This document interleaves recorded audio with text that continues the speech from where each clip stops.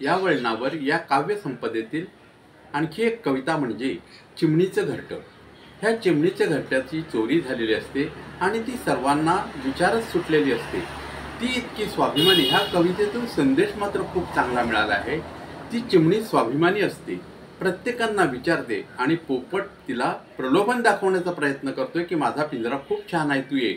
पण ती कुठल्याही प्रलोभनाला बळी न पडता पिंजऱ्याविना राहणं पसंत करते, घरट्याविना राहणं पसंत करते आणि जंगलात उडून जाते. म्हणजेच स्वाभिमानी जीवनाचं एक प्रतीक म्हणून आपण तिच्याकडे पाहूया. तर मग चला ही कविता ऐकूया. चिव चिव चिव रे तिकडे तू कोण रे, कावळे दादा माझा घरटा नेलास बाबा, नाही ग बाई पिऊताई तुझा घरटा कोण नेई. कपिला मावशी घरटे मोडून तू का जाशी, नाही ग बाई मोडीन कशी मऊ गवतीले तुझी. कोंबडी ताई माझा घरटा पाहिलास बाई, नाही ग बाई मुळी नाही तुझा माझा संबंध नाही.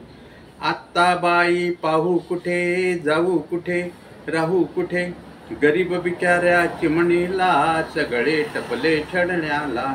चिमणीला मग पोपट बोले, काग तुझे डोळे आवले, काय सांगू बाबा तुला माझे घरटे कोणी नेले.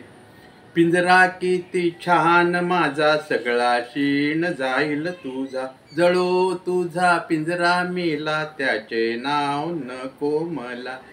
राहीन मी घरट्या विना चिमणी